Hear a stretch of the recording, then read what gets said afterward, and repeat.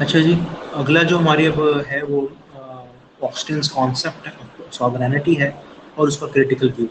ठीक है जी। अब ये बात मद्देनजर है कि शुरू करने से पहले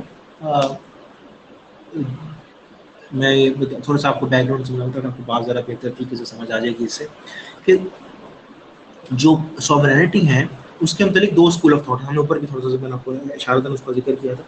एक तो है क्या नाम है, मोनोइज्म, मोनोइस्ट है, और कुछ हैं जो प्लूरलिज्म है। ठीक है जी। मोनोइस्ट वो कहते हैं कि सॉवरेनिटी जो है उसका जो माखज है या उसका जो एग्जीक्यूशनर है वो एक ही होना चाहिए, सिंगल होना चाहिए, और वो एब्सोल्यूट होना चाहिए in their term, in its exercise. While the pluralist जो है वो ये कहते हैं कि नहीं, जो सॉवरेनिटी है वो डिवाइडेड होनी चाहिए, मल्टीपल उसके सोर्स और एग्जीक्यूशनर्स होने चाहिए, ताकि किसी एक के पास ज़्यादा पावर ना आ जाए और वो दूसरे को अंडरमाइन ना करे। ठीक है जी।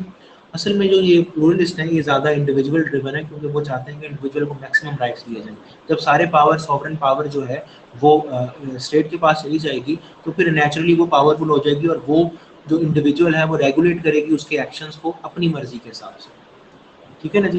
तो यहाँ पे वो जो इंडिविजुअल फ्रीडम और इंडिविजुअल लिबर्टी है ना, वो प्लूरलिस्ट वो चाहते हैं किस तरह उसको प्रोड्यूस किया जाए। तो इन दोनों के दरमियान डिबेट चलती है। तो हमने जो इसमें सबसे पहले जो पढ़ना वो मोनोइज्म को पढ़ना है, जिसमें ऑस्टिन साहब जो है, जॉन ऑस्टिन साहब, उन्होंने काफ़ी इस पर काम किया हुआ है और ये उनका एब्सोल्यूट का कॉन्सेप्ट है। ठीक है जी। वो क्या फरमाते हैं, वो फरमाते हैं कि if a determinate human superior not in the habit of obedience to a like superior receives habitual obedience from the bulk of a given society, that individual is sovereign. ठीक है जी। इसको और मैं अपने सामने जो नहीं कह दूं कि वो बंदा जो लोगों की अतात करने का आदी ना हो बल्कि लोग उसकी अतात करने के आदी हों, वो सॉवरन होता है। ठीक है जी। bulk of a given society, that individual is sovereign in that society, and that society, including that superior, is a society free and independent. He further writes, every law is made consciously by a lawgiver. ये भी वो कहता है कि जो भी कानून बनाया जाता है, कानून साज जो है वो एक पर्टिकुलर बड़ा उसको उसने सोच विचार के बाद वो कानून बनाता है, जो भी कानून देने वाला होता है। ठीक है जी। Implications क्या है? In every state, power of sovereign are unlimited and absolute, and sovereignty is individual and inalienable. हमने तो जो एट्रीब्यूट्स में पढ़ा कि एक तो लाह में दूध होती है पावर सोवरेनिटी की, फिर वो एब्सोल्यूट मुकम्मल जामे होती है, और दूसरा ये कि इनडिविजिबल होती है, कि डिवाइड नहीं होती। मतलब मेरे तेरे दरमियान डिवाइड कर ली गई कि तुम ये कर लो वो कर लिया, ऐसा वो एक है, वो यूटिलिटी की बेस के ऊपर, वो उसकी एप्लीकेशन की बेस के ऊपर वो डिस्ट्रीब्यूशन की गई है ताकि बेहतर फंक्शनिंग की जाए रियासत की। अदरवाइज उसके पीछे कोई और कोई रीज़न नहीं है कि मजबूरी के तहत कर दिया या उसके तहत कर लिया, for the better functioning of the state ये काम किया गया है। ठीक है, ताकि मैक्सिमम यूटिलाइजेशन यूटिलिटी प्रोवाइड की जा सके। उसका उसके पीछे कोई दबाव के तहत नहीं किया, मतलब it was decided by the sovereign. Sovereign के या जो sovereign, it was decided by the sovereign, the sovereign was not compelled to do it, only the sovereign. जब यहाँ पे मैं सॉवरेन की बात कर रहा हूँ तो यहाँ पे मैं इंस्टीट्यूशन की बात कर रहा हूँ, मैं मोनार्क की बात नहीं कर रहा। ठीक है जी। फिर उसके बाद इनएलिएनेबल को उससे कोई छीन नहीं सकता। Sovereignty is the source of all other, लेकिन अगेन मॉडर्न डेमोक्रेसी के अंदर कॉन्स्टिट्यूशन के अंदर ये पावर है स्टेट को, अगर आप लॉ के अंदर कॉन्स्टिट्यूशन को डील कर लेंगे तो आप छीन भी सकते हैं power. Sovereignty is the source of all authority, and that it can be clearly located, that is the repository of the supreme authority can be identified in every society. क्योंकि हर सोसाइटी के अंदर जैसा एक तो ये है कि इसको पहले हम कर लें कि source of all authority, naturally जो भी कानून बनाया जा रहा है वो कोई आपके पास वो क्या ग्राउंड है जिसकी बुनियाद के ऊपर आप कानून बनाते हैं, वो ग्राउंड जो है वो आपका सॉवरेनिटी का ग्राउंड है। फिर दूसरी बात ये कि लोकेटेड होता है, जैसा हमारे यहाँ हमारे कॉन्सेप्ट के अंदर अल्लाह इज सॉवरेन। ब्रिटिश जो है वो अपनी लेजिस्लेचर को सॉवरेन मानते हैं, अमेरिकन जो हैं वो अपनी आवाम को सॉवरेन मानते हैं। ठीक है जी। तो ये लोकेटेड है, पिन पॉइंटेड है। फिर उसके बाद तीसरा इसके ऊपर जो है इम्प्लीकेशन क्या है कि law is the command of sovereign and it's violation is dealt with punishment. Simple, कि जो सॉवरेन ने कह दिया वो कानून है, या सॉवरेन जो बना दिया वो कानून है, जो उसको वायलेट करेगा उसको सजा मिलेगी। All rights and duties are determined by law. ठीक है जी। लॉ में मान लिया गया कि जी आपके क्या राइट्स हैं, वो फंडामेंटल राइट्स के जरिए, कॉन्स्टिट्यूशन के जरिए आपको ग्रांट कर दिए गए। फिर उसके बाद आपको क्या नाम है, जो आपके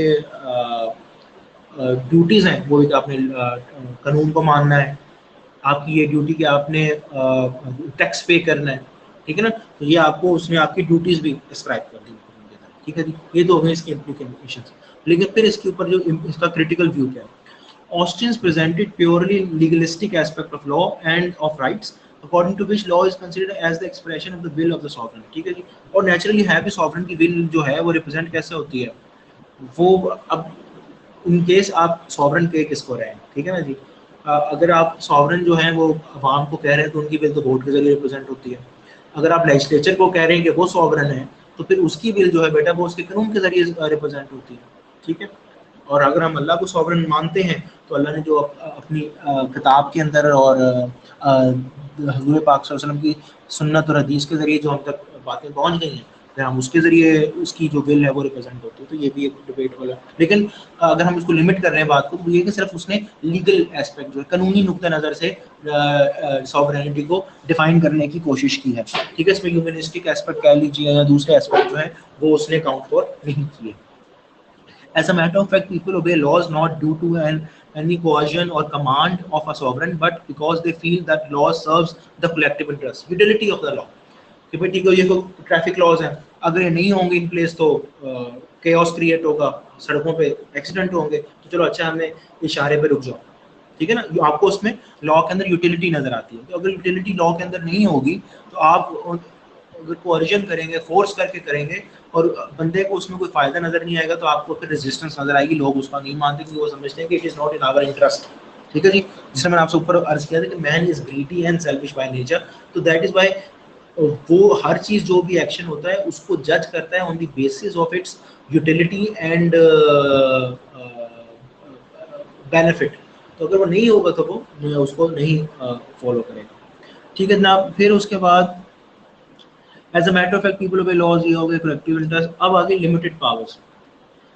Unlimited authority in Austen's sense is impossible to trace in modern societies. Political and legal sovereign, but none of the two can claim the use of unlimited powers. Neither government, which is legal sovereign, enjoys absolute powers, nor the electorate exercise absolute or unlimited control. Sir मैं आपसे ऊपर भी बात की थी कि हम बात तो ये कर रहे हैं लेकिन एब्सोल्यूटनेस जो है उसकी क्या नाम है पावर की, वो नहीं है, एग्जिस्ट नहीं करती। क्योंकि आप एक कलेक्टिव हम एक ग्लोबल विलेज के अंदर रहते हैं और सारा कुछ है, तो उसके अंदर आप इन एब्सोल्यूट टर्म्स एक्सरसाइज नहीं कर सकते अपनी उसको, ठीक है। तो वो ये होता है कि कहीं ना कहीं वो आके लिमिट हो जाती है, कहीं ना कहीं आके वो रुक जाती है और उससे आगे वो अगली की जो पावर है वो शुरू हो जाती है, ठीक है। जैसे फॉर एग्जाम्पल लीगल की सॉवरन है, पॉलिटिकल सॉवरन, लीगल सॉवरन की यहाँ पे मिसाल दी गई। जो पॉलिटिकल सॉवरन है उसका जो पावर है वो वोट देने तक महदूद है, वो पावर उससे कोई नहीं छीन सकता। 18 साल से ऊपर ये पाकिस्तान का कॉन्स्टिट्यूशन आइन कहता है कि 18 साल से ऊपर जो बंदा वो वोट कर सकता है। तो जब वो ये आ गया तो उसका मतलब है कि वो बराबर है। लेकिन जब वो वोट कर देता है तो उसके बाद जो लीगल सॉवरन का काम शुरू होता है उसके अंदर वो इंटरफेयर नहीं कर सकता अनटिल अनलेस कि कानून उसमें कोई ना कोई तरीका निकाल ले, ठीक है जी। तो ये हो गया। फिर उसके बाद location of sovereignty, power sovereignty hold कौन कर रहा है। King in parliament stands supreme, the constitutional validity of laws made by the parliament can't be challenged in any court of law। ये बरतानिया की मिसाल दे रहे हैं कि वहाँ पे जो की legislature है वो sovereign है, but in federal system no such authority can be delegated। In American Federation, for example, the central and state governments both have to work within the constitutional limits, and the Constitution stands paramount. Have to work within the constitutional limits, and the Constitution stands paramount. As the Constitution can be amended, it means that the body in power to amend it should be sovereign. But that body can't be called determinate, for these are two different methods of proposing constitutional amendment and two different methods of its ratification। अच्छा, अभी जो है location sovereignty यहाँ बरतानिया में तो आपने उसको अदालत को दे दिया, लेकिन जब मुकन्ना को दे दिया, लेजिस्लेचर को दे दिया, लेकिन अमेरिका या कोई दूसरी फेडरल रियासत है वहाँ पे ये पॉसिबल इसलिए नहीं है क्योंकि वहाँ पे तो डिस्ट्रीब्यूशन ऑफ पावर है between the federating units and the federal government, ठीक है। फिर उसके बाद कॉन्स्टिट्यूशन जो है वो अमेंड भी हो सकता है, ठीक है जी। तो कॉन्स्टिट्यूशन जब अमेंड हो सकता है तो फिर आप उसको सॉवरेन कैसे कॉन्स्टिट्यूशन को कह सकते हैं, क्योंकि जो उसके रेटिफिकेशन का प्रोसेस है वो यहाँ पे जो दो बातें लिखी गई ये लिखी गई कि बाज़ दफ़ा जो फेडरल गवर्नमेंट है वो भी इनिशिएट कर सकती है जो अमेंडमेंट का प्रोसेस है, और बाज़ दफ़ा मतलब वो बाज़ दफ़ा नहीं मैं कह रहा, मतलब जो फेडरल गवर्नमेंट है वो भी कॉन्स्टिट्यूशन को अमेंड कर सकती है, उसका एक पूरा प्रोसेस है। और उसी तरह जो स्टेट लेजिस्लेचर्स हैं अगर वो भी फील करती है, स्टेट्स ये फील करती हैं, जो फेडरेटिंग यूनिट्स हैं वो भी ये फील करती हैं कि हमें कॉन्स्टिट्यूशन को अमेंड करने की जरूरत है, तो वो भी इनिशिएट कर सकते हैं। तो ये जो है सॉवरेनिटी जो है कि वो कौन होल्ड कर रहा है ये है, लेकिन क्योंकि एग्जिस्ट करती है, should be sovereign, but that body can't be called determinate for these two ratification. Repository of sovereign authority is neither explicit nor permanent. The matter becomes more intricate if applied to Swiss Federation, where final power regarding the constitutional amendment lies with the people through referendum. ठीक है, फिर ये और जो process है ये कि sovereignty किसके पास होनी चाहिए और हो जाता है जब आप पॉपुलर सॉवरेनिटी के पास है। लेकिन मेरा ये मानना है, जो मेरी अंडरस्टैंडिंग है वो ये है कि हर रियासत जो है वो अपनी जो सिग्निफिकेंट सिचुएशन और अपनी स्पेसिफिक सिचुएशन की वजह से उसको डिटरमाइन भी कर लेता है और उसको डिस्ट्रीब्यूट भी कर लेता है पावर को। ठीक है जी, तो पावर को उसके हिसाब से अंडरमाइन भी कर लेता है और डिटरमाइन भी कर लेता है। और सॉवरेनिटी का जो होल्ड, जैसे देखिए ना हमारा, क्योंकि हमारा एक रिलीजियस अंडरस्टैंडिंग है of the concept of the sovereignty, तो हमने क्या किया कि हमने उसके अंदर निकाल लिया, अल्लाह को एट्रीब्यूट कर लिया सॉवरेनिटी। ठीक है जी, फिर इस सॉवरेनिटी इंडिविजिबल, ये भी एक सवाल है, क्योंकि हमने कहा कि सॉवरेनिटी जो है वो डिविजिबल नहीं है, लेकिन सॉवरेनिटी जो है वो इंडिविजिबल है, लेकिन वो डिविजिबल भी है। और हमने वो पढ़ा कि American constitution such views become popular according to which division of power between the central and regional governments. ठीक है, ये होती नेचुरली, क्योंकि अगेन वो फेडरल और यूनिटरी का फर्क है between America and Britain. Britain जो है वो एक ही लेजिस्लेचर है, तो इसलिए उनकी तो जो स्ट्रक्चर ऑफ द स्टेट है वो भी बड़ा रोल प्ले करता है आपकी अंडरस्टैंडिंग का सॉवरेनिटी की जो है वो आपने प्रैक्टिस कैसे करनी है, क्योंकि उसको जो ब्रितानवी लेजिस्लेचर है वो स्टेट का ओनली लेजिस्लेचर है, कोई और लेजिस्लेचर नहीं है वहाँ पे, तो उसने पूरे मुल्क के लिए कानून साजी करनी है। ऑन दी अदर हैंड एक फेडरल गवर्नमेंट है, उसके अंदर जो फेडरल क्या नाम है लेजिस्लेचर है वो सिर्फ फेडरल लिस्ट के ऊपर कानून साजी कर सकती है, और ऑन दी अदर हैंड जो आपकी स्टेट लेजिस्लेचर है वो प्रोविंशियल लिस्ट के ऊपर सिर्फ कानून साजी कर सकती है। तो इसलिए जो ये कहा जाता है कि वो एब्सोल्यूट और डिविजिबल नहीं है, वो डिविजिबल भी होता है। sovereignty is divided between the dependent government and the foreign custodian government भी होता है। यहाँ पे जो इन्होंने ये मिसाल दी, असल में आप अफगानिस्तान की मिसाल भी दूसरा में एक्सटेंड कर लेते हैं, यहाँ पे अमेरिकन फौजी स्टेशन है, इराक की मिसाल भी ले सकते हैं, लेकिन जो असल बात जो है वो मैंडेट का सिस्टम था जो लीग ऑफ नेशंस के अंदर आया था, जिसके तहत जो विक्टोरियस थे फर्स्ट वर्ल्ड वॉर के, उनको बहुत से ममालिक जो अभी नए मौजूद में, आपको पता है ऑटोमन एम्पायर के हिस्से बखरे हुए थे, ऑस्ट्रो हंगरी एम्पायर के हिस्से बखरे हुए थे, तो वो बहुत से नए ममालिक जो है वो मार्ज वजूद में आए थे पोस्ट फर्स्ट वर्ल्ड वॉर। तो इसी तरह जैसे आपके सामने है कि सीरिया जो है, और सीरिया फ्रांस को दिया गया था मैंडेट के तौर पे, फिर उसके बाद क्या नाम है बरतानिया को इराक दिया गया था, इटली को लीबिया दिया गया था, तो इस तरह इनको ये डिस्ट्रीब्यूट किया गया था, मैंडेट्स दिए गए थे। तो यहाँ पे उस डिपेंडेंट गवर्नमेंट और फॉरेन कस्टोडियन गवर्नमेंट का जो कॉन्सेप्ट है फॉरेन, ये उस कॉन्टेक्स्ट में बात हुई। फिर उसके बाद प्लूरलिस्ट जो है, जो इसका काउंटर स्कूल ऑफ थॉट है, वो उसको कैसे क्रिटिसाइज करता है। Pluralist have criticised the monistic concept of sovereignty, considered state and government as mere branches of social life, also upheld the same view. Some wanted to establish the supremacy of church over state, while others, especially Lasky and his scholars, wanted to promote the cause of working classes and that of the social associations. Pluralistic जो है वो असल में state जो है उसको पास जो augmentation है, जो कंसंट्रेशन ऑफ पावर है, वो उसके खिलाफ है। वो ये नहीं चाहते कि जो सारी कॉन्सेंट्रेशन ऑफ पावर है वो एक पर्टिकुलर जगह के ऊपर लिमिट हो जाए, उसको मुख्तलिफ उसके सोर्स होने चाहिए, ताकि वो एक जगह जब देखिए जब एक ऑल पावरफुल हो जाएगा तो फिर वो सबको अंडरमाइन करेगा। लेकिन जब पावर 4 जगह 5 जगह 6 जगह बराबर से डिवाइड हो रही है तो वो एक दूसरे को काउंटर बैलेंस करते रहेंगे। ये उनका बेसिक आइडिया था। इसमें चर्च की बात भी उन्होंने यहाँ पे की है, और वो भी क्योंकि डिवाइन फॉलोअर्स भी तो होते हैं ना, मतलब जो रिलीजियस अंडरस्टैंडिंग उसको भी रखते हैं। फिर इम्पोर्टेंस ऑफ क्या नाम है association. Pluralists criticized the paramount position of state claiming strong and central authority. They wanted, on the other hand, to secure maximum independence of association.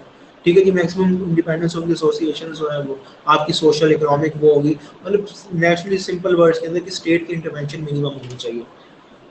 Different associations flourish in every society that works for the attainment of different objectives. अब वो हम पहली बात कर चुके हैं कि कुछ का सोशल गोल्स होते हैं, कुछ के इमोशनल गोल्स होते हैं, कुछ के फाइनेंशियल गोल्स होते हैं, इकोनॉमिक होते हैं, सोशल होते हैं, बहुत मुख्तलिफ नौइयत के होते हैं. ठीक है, वो एसोसिएशन जो होती हैं वो स्पेशलाइज होती हैं, अपने उसके अंदर स्पेशलाइज एसोसिएशन होती हैं, तो वो उसके हिसाब से इसलिए वो आपको मुख्तलिफ तरीकों से आपकी मुख्तलिफ ज़रूरियात को पूरा कर देती है.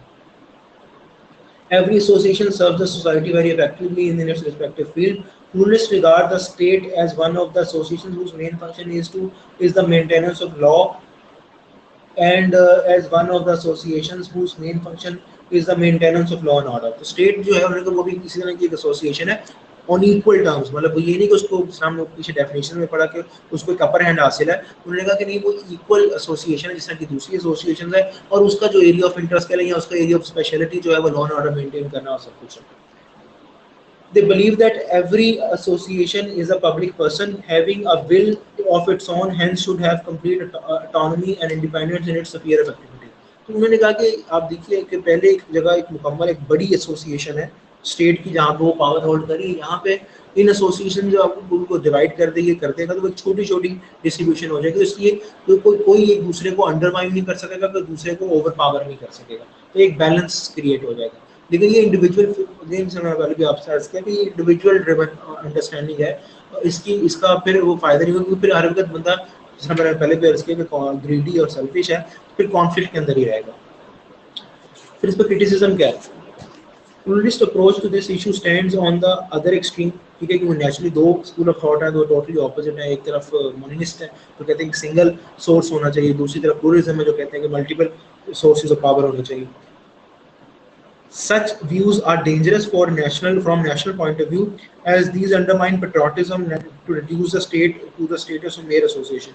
ठीक है, आपकी स्टेट के साथ अफिलिएशन क्यों है? आपकी स्टेट के साथ अफिलिएशन बेटा इस वजह से है क्योंकि स्टेट जो है वो आपका सर्टेन इंसेंटिव है, सर्टेन वेलफेयर है, सर्टेन इंटरेस्ट को प्रोटेक्ट कर रहा है. जब आपकी वो एसोसिएशन वो डिवॉल्व हो जाएगी पावर, वो सर्टेन एसोसिएशन आपका वो मकसद पूरा करेगी, तो आपकी जो सिंपैथी होगी या जो आपकी लॉयल्टी होगी वो विद दैट एसोसिएशन होगी. आप क्यों देखते हैं कि लोगों की जमातों के साथ या लोगों की एक पर्टिकुलर यूनियन के साथ एसोसिएशन होती है, क्योंकि वो उनके इंटरेस्ट को प्रोटेक्ट कर रही होती है. On the other hand, it is a responsibility of the state to protect your interest and forward them, advance them. तो ये एक चीज़ है, इस वजह से ये एक कॉन्फ्लिक्ट ऑफ इंटरेस्ट क्रिएट होता है इससे. फिर दूसरा ये, it has provided a legal framework that coordinates and facilitates the work of different associations. ठीक है जी. अब ये है कि जब आप डिफरेंट एसोसिएशंस को आप रेगुलेट करते हैं तो फिर आप उनके पैरामीटर्स सेट कर देते हैं, उनकी बाउंड्स सेट कर देते हैं. वो जब आप बाउंड सेट कर देते हैं फिर वो कॉन्फ्लिक्ट क्रिएट नहीं होता. जो मैंने आपसे पहले अर्ज किया था कि जब आप छोटे छोटे सारी एसोसिएशन बना देंगे तो लोगों के अंदर कॉन्फ्लिक्ट होगा. तो ये स्टेट ये रोल प्ले करती है कि वो बाउंड कर देती है, उनको लिमिट कर देती है उनको. फिर उसके बाद pluralists however should be given the credit of for emphasizing the role of associations.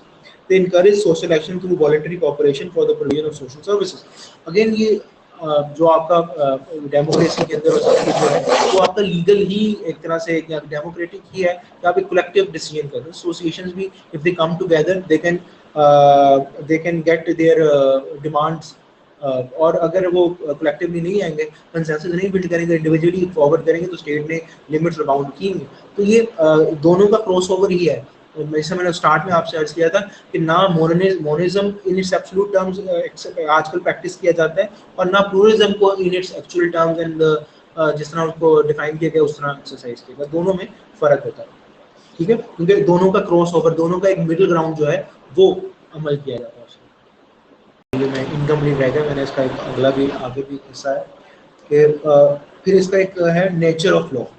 Austin defined law strictly in legal sense and regarded coercion as the basis of law. क्योंकि ये coercion इस वजह से कि जो आपने लॉ को implement कैसे करना है, लोगों के अंदर फेयर ऑफ लॉ अगर नहीं होगा कि इसमें ये बात तो की गई है, हमने ऊपर भी बात की गई यूटिलिटी लोग, और ये इसके ऊपर क्रिटिसिज्म भी हुआ कि लोग उसने जो उसकी अंडरस्टैंडिंग है कि आप लॉ के जरिए कोर्जन करते हैं, कोर्जन के जरिए लोग उसमें अपनी यूटिलिटी देते हैं, आप लोगों को कर्ज करके कोर्स से मुराद है फिजिकल पनिशमेंट के जरिए किस हद तक कानून पे अमल करा सकते हैं। देखिए ना, आपने सजाए मौत रखी हुई है कत्ल की, क्या कत्ल होना बंद हो गए?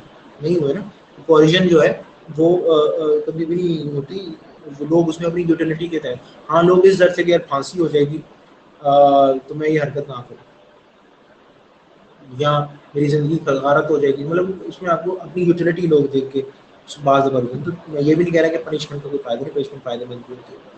सर हेनरी मेन जो है वो कहते हैं कि remarks that it is not applicable to these societies where custom and tradition are held in esteem, no sovereign in such societies he proclaims can afford to issue a command which violates the customary ways of life। Again ये debate बड़ी पुरानी है कि और पहले भी हम इस पे बात कर चुके हैं कि अंडरमाइन नहीं आप कर सकते स्टेट को ना, जो जो प्रिवेलिंग वैल्यूज होती हैं उसको आप अंडरमाइन नहीं कर सकते। वो जो भी कानून बनाया जाएगा वो उसके हिसाब से बनाया जाएगा। Laws also manifest prevailing customs, ये बात हो चुकी। Hence, law in practice is not merely a command of sovereign; it is obeyed because there is an element of utility in public obedience। मैंने वो भी आपको अर्ज किया कि लोग अपना फायदा देखते हैं। Law is not obeyed because it is a command of the sovereign। कुछ लोग ऐसे भी करते होंगे, मतलब ये हमारे यहाँ तो है ना कि मतलब फॉर एग्जांपल अब हम कुरान और वो सब जो अब एक रिलीजियस पॉइंट ऑफ व्यू ले लें तो हम सॉवरेन, क्योंकि हम कुरान पढ़ने का अल्लाह पाक ने हमें किताब दी। इसी तरह लोगों की कुछ लोगों की जो होती है वो पर्सनैलिटी ड्रिवन भी होते हैं, तो जी ये हमारे वज़ीर आज़म ने कह दिया या हमारे सदर ने कह दिया या हमारे बादशाह ने बात कर दी तो ये उन्होंने कर दी तो हमने इस वजह से तो पर्सनैलिटी ड्रिवन बनती है, उनकी तादाद बहुत छोटी होती है। लोग यूटिलिटी की बुनियाद के ऊपर ही किसी कानून को मानते हैं और उसका पीछा करते हैं। फिर कंक्लूजन जो है इसका वो ये है कि with the popularity of the concept of constitutional monarchy, the monistic concept of sovereignty also got a setback naturally, क्योंकि वो जो है वो एब्सोल्यूट मोनार्की के ज़माने के अंदर था, वो जब ऑन द बैक ट्रैक हुआ इंडिविजिबल है, फिर जो आपकी sovereignty वो डिवाइड भी होगी between the organs of the government। The concept of limited government thereby coincided with the concept of limited sovereignty, ठीक है, क्योंकि लिमिट होगी sovereignty एग्जेक्टिव के पास, एग्जेक्टिव की सॉवरेनिटी, मतलब किसी एक पर्टिकुलर इंस्टीट्यूशन के पास वो जो एब्सोल्यूटनेस और वो जो कह लो कि जो कंसंट्रेशन ऑफ पावर है वो नहीं रह गई, पावर जो है वो डिस्ट्रीब्यूट और डिवाइड हो गई। तो ये एक फ़र्क है जो आ गया, और इसकी वजह से आज के ज़माने में जो ऑस्टिन का कॉन्सेप्ट है ऑफ सॉवरेनिटी वो उस तरह एप्लीकेबल। मैंने आपको पहले भी इस तरह अभी ऊपर भी अर्ज कर दिया कि कोई भी जो कॉन्सेप्ट है सॉवरेनिटी का, ये जो प्लूरलिज्म का कॉन्सेप्ट है या मोनिज्म का कॉन्सेप्ट है, इन इट्स टोटलिटी कहीं पे भी प्रैक्टिस नहीं होता। ये इनका दोनों का क्रॉस ओवर ही है जिसको मिला के यूटिलिटी करती यूटिलिटी जो है वो अचीव की जा रही है।